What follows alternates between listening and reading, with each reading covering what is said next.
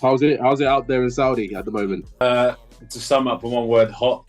Try not to melt. But no, it's been good so far. Everything is like new experience, new culture. But yeah, it's been exciting. Football is definitely on the up here. We've got a lot of big names that are playing out here, so there's always some exciting teams or to play against, exciting players.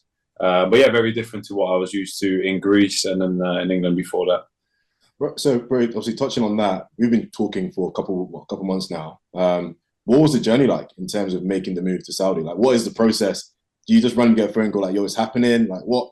Talk us through that. To be honest, there's a lot of work behind the scenes. So I've got my agent David Moss, who I've been working with now for a few years, and we were together in Abidjan. So he came out to watch the tournament with my younger brother and some friends at the time.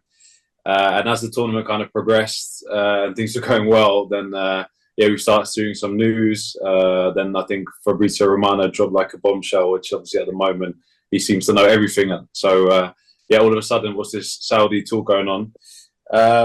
But yeah, I was in Greece playing for PAOK. I just signed there the summer before, so last summer. Happy there, settled with my family. Still had 2 years left on my contract at the end of the season just gone. And then it all kind of just went up in the air because of the AFCON tournament. And yeah, so I said I was interested in the move. So afterwards, I think followed by my agent going to Saudi, meeting a lot of people, and then you kind of have the conversation start from there, really. Okay, so maybe we take a step back to take us through the journey of getting to where you've gotten to now. Like, you're living the dream, bro. Like, you're living every 7-year-old, 8-year-old boy, like, becoming a professional footballer, having opportunities in different parts of the world. So maybe tell us the journey of you getting into academy, what it was like, and you now playing and enjoying your life in Saudi. Yeah, no, it's been a really long journey. I've got to be honest. I think, like you said, every kid grows up dreaming about being a football player, sports art, or maybe an artist or something creative, something that's in the limelight where you see when you grow up, and you fantasize about being there one day. And it was always my dream. I was quite a late starter. I didn't actually enter academy set up until I was 14, 15 when I had my first trial.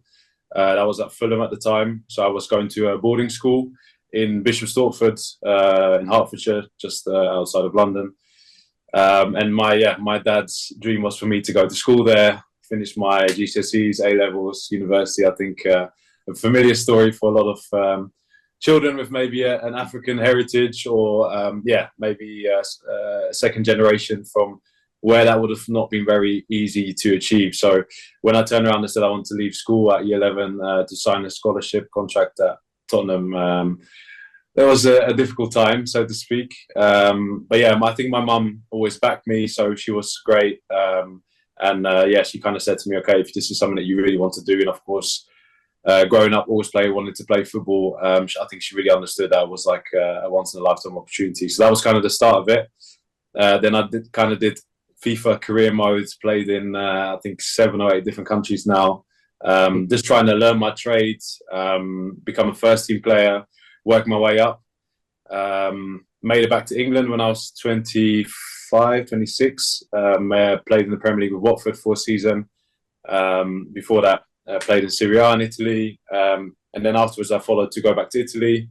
Went to Greece, won the league there last year with PAOK, which was also something really special, and played European football, something I hadn't done before in my career. And then now I'm here in Saudi, so that's kind of a summary of 10, 12 years with a lot of ups and downs. But yeah, some amazing highlights and the moments that you do it for.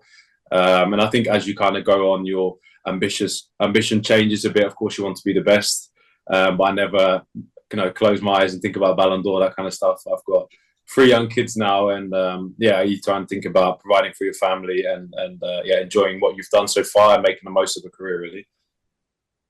Yeah, absolutely, man. And just tell us a little bit, touch on that. You touched on that around, having 3 kids now. Has that changed your mentality instead of, I imagine as a younger footballer, it was just like everything was laser focused on football. Yeah. Now that you've got 3 kids, has that changed a little bit? Yeah, I think the biggest change is probably your ambition becomes less selfish. I think when you're a kid, you dream about being on the biggest stages, playing with the best players, doing the best that you can and your abilities. And then, when I became a father at 24, just after the 2018 World Cup in Russia, which was a highlight for me, something that I dreamt of as a kid. And then all of a sudden you start thinking about, okay, I've got a dependent now and someone who also going to have his dreams, and how can I make sure that I provide as a father for them to also have a good life, good opportunities, and then you kind of make choices a bit more based on the bigger picture instead of just maybe what the best thing is for you personally at the time, or the dreams that you try and chase. And then the second came, third came, so then more responsibilities just piled on, more bills, and you have to think about that stuff. And of course the football career is only short, so I'm at 31 now. Hopefully I can stretch it a bit longer, but you have to think about what you're going to do for the rest of your life afterwards. And I think also my dream has kind of expanded a bit more to seeing them grow up and chasing their own dreams, really. Oh, that's beautiful, man. All right, you've got many more years, but 31's like these days. Young, man. I'm a different type of rock star. I got class and I got Henny overflowing up my shot glass. And I know I'm not a keeper, but can you be my mama seater by the time I'm done with